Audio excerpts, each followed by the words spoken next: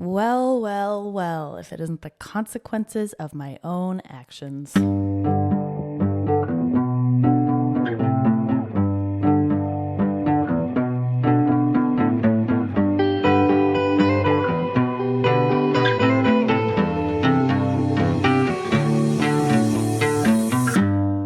Hello, and welcome to this week's episode of the Uncovery Podcast. My name is Maddie, and I'm recovering from anorexia, and I talk about it on this podcast. And I've been sounding a little bit hoarse this week. I don't know, a little bit growlier in the last couple of days. I think it may be because I spent the entire weekend just cackling with different friends between Friday night, Saturday afternoon, Saturday night.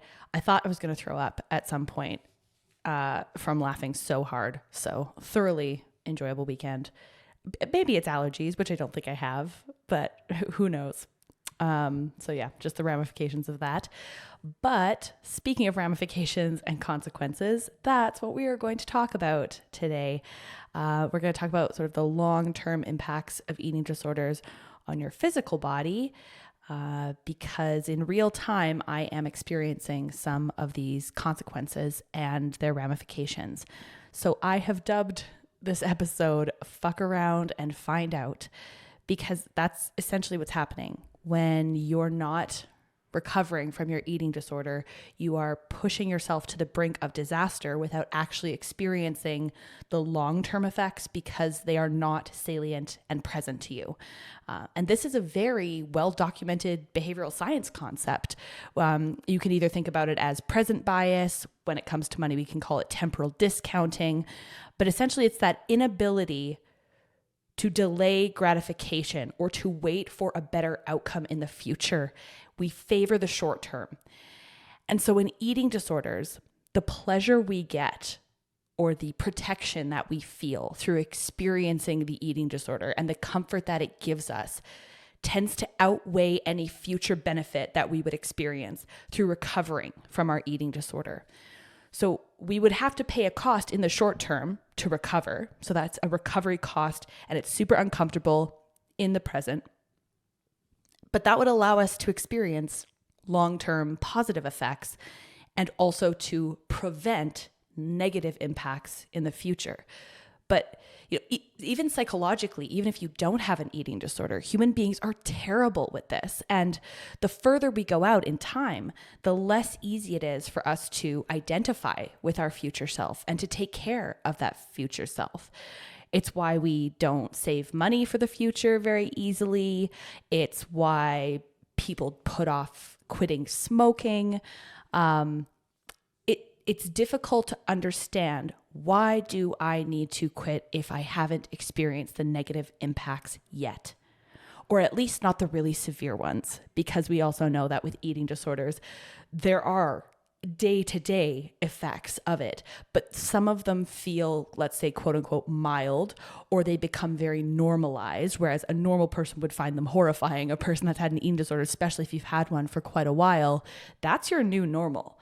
And it's totally tolerable to you. The really, really significant and irreversible impacts, they don't come immediately all the time. Sometimes they come later. And until we can feel them, we can't see ourselves in that future. So this makes it really, really difficult to have behavior change occur, because you have to be thinking about recovery almost theoretically and looking into the future before you ever experience those long-term benefits of it. And sometimes those long-term benefits is just a lack of terrible detrimental result. So that's even harder to imagine. So you can't really see yourself in the future until you get there. And all of this idea and thought lately is kind of hovering around these recent events with me and my back and my spine. And so if you haven't been around for the last few episodes, I mean, maybe go back and listen to the hardest week of recovery one. That one's quite sad, but it does give you an idea of like what was going on and what was happening.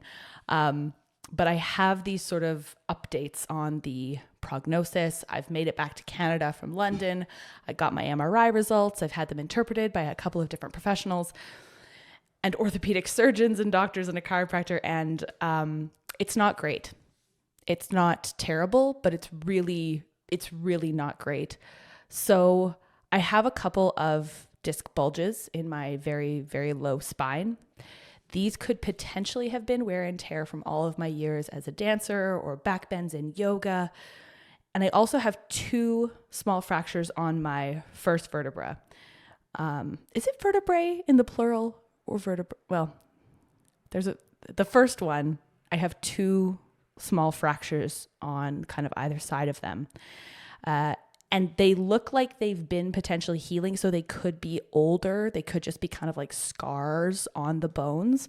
But the most concerning part is that I actually have a fresh impact insufficiency fracture on my sacrum, on the top of my sacrum, which is like the kind of triangular bone right below your spine, which then leads into sort of your tailbone. But it's at the top left of that part. And it looks like some kind of traumatic insufficiency impact fracture, but I hadn't really done anything traumatic to my spine that I could point to. I don't remember stepping funny or stomping down or anything like that when I was in London, but in any event, I have this fracture on my sacrum in my spine at the very, very bottom. So it's unfortunate, and there's really nothing that you can do except for wait for it to heal, since obviously they can't cast that part of you. And so it just takes, like 6 to 8 weeks for the bone to heal, just like any other kind of broken bone. What was interesting is that the chiropractor that interpreted the results for me first was like, I've never really seen this type of fracture in this part of the body. Usually this kind of impact fracture would happen in a foot or a shin or a knee, somewhere like that. But it's in this particular part. So fantastic. I have to say that mentally it's been a bit difficult, sort of coming to terms with the fact that my low bone density as a result of years and years of my eating disorder could very well be a contributing factor to this injury, to all of this pain and discomfort that I've been in. And so there's a couple of things that suck about this, other than the obvious like pain. I can walk again, which is great. That's like, I'm thrilled about being able to move and walk, and I don't have as much pain during the day. And I have been trying to kind of not take meds unless I really, really need to, because I was taking more pills when I was in London than I have probably taken in my entire life cumulatively.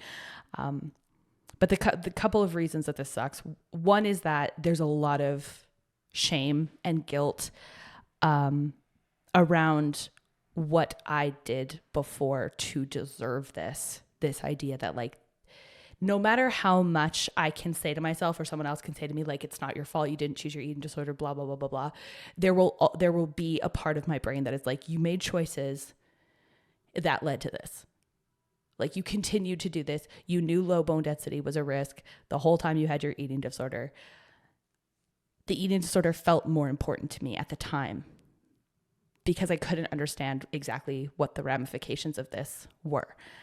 And I really thought also like, it'll never be me. Like, that thing will never happen to me. That happens to other people, but like, I'm more resilient. I'm more special. I can keep my eating disorder without having these ramifications occur. So that's one thing that sucks. The other thing that sucks, that's a really gross kind of eating disordery thought, is that I'm like weight restored and I don't look like I have an eating disorder anymore. And now is when I'm getting the ramifications. There's something really messed up about that feeling, which is like, oh my God, I'm not even, this sucks. I'm in pain. I'm getting an injury. It could be a ramification from my low bone density from an eating disorder. And I'm not even skinny. That's gross, terrible thought. But that's another part of my brain that's just like, oh, well, if you were going to suffer from your eating disorder, wouldn't it have been better to suffer like during the depths of it? And it's like, well, like you were, just in a different way. So that's kind of what's been bouncing around in my brain as a result of all of this. But the point of it all is that the consequences on your body after periods of restriction, and they do not have to be 10 years. You do not have to have years and years of an eating disorder in order to have really long-term and sometimes irreversible consequences. That it doesn't have to take that long. And the longer you delay nourishing yourself properly, taking care of your body, being at a weight that your body wants to be at for its most optimal health, having your hormones functioning, which is a huge contributor to bone density, without taking care of those things, eventually it will catch up with you. And it will catch up with you, in my view, in the direct proportion to which you have decimated your body through maintaining this eating disorder. Maybe some people get lucky and they never have really serious physical implications, but we also don't know that because sometimes they come much later in life. So some people will have an eating disorder when they're young, they'll quote unquote recover, get over it, and they'll have a heart attack at 50 because there just was too much damage done at the time. And so it made aging really, really difficult on their body. And we already have things as we age that like start to break down. So all this to say is that like, I know that it is almost impossible to imagine yourself in the future, to understand that there are long-term consequences that could indeed happen to you. But I will say that I thought that as well, and I am living this out now. And my hope is that I will be able to get myself within a level of like health and resilience and take care in such a way that I don't have to continue to deal with this. And the doctors and chiropractor and stuff like that are all like very optimistic that like this will heal. And if I take care of my bone density and things like that, that it's not something that I'm going to be fucked for the rest of my life. But you don't know that, and you don't know how this is going to impact you. And I just beg of you, if you are dabbling on the threshold of recovery or considering recovery or thinking maybe this is not great for my body, or maybe you're at sort of the cusp of quasi recovery and full recovery and you really need that last push because you're high functioning or whatever, and you're like, well, I could stay sort of just here in this middle ground. I am begging you to please talk to a professional and try to move forward with it, with recovery, because it's not worth it, right? It's not worth it. It's not worth the amount of pain. It's not worth not being able to walk or having a heart attack or whatever else. So I hate to be so like negative Nancy and serious, but like sometimes you just need to like sit down and be like, what the fuck are you doing? Like we have to move forward. We have to get through these things. They're not actually serving us. They're killing us. So future plans, and this is sort of another, I will say, complicating factor to the recovery from this injury. There are things that I have to do now to take care of this and to make sure that this doesn't continue to happen. And I need to take care of my body in the best way possible. So that means that I've been advised to be lifting very heavy weights, which supports my bone density. Obviously, like vitamin D, calcium, like supplement those things. Do some strengthening specifically around my core, because that's really what kind of keeps your spine really well and healthy. But I was telling my friend this on the weekend, and he was like, he's like, well, that's going to be an interesting chapter of recovery, isn't it? And I was like, hell yeah, it really is. Because the balance between being well authentically and being quote unquote in wellness, which is actually just like another form of an eating disorder, that line is so thin and so fine. And so part of this is accountability and saying like, these are things that I have been told to do by medical professionals, and I will be doing them because I am not going to risk my bone health, and I will do whatever I can to support it. How I need to mentally navigate that to ensure that it is not at a cost to my recovery is going to be something that I'm going to now have to navigate. So this idea of like taking care of yourself and doing things that have been sort of bastardized, let's say, by diet culture, having to actually engage in some of those things to take care of yourself is not at odds with recovery. We've talked about this on previous episodes when Sophie was here specifically. Like, you can get a relationship with exercise that is actually in support of your wellness rather than as a detriment to it. But that is really, really hard to pin down as somebody that has dealt with an eating disorder.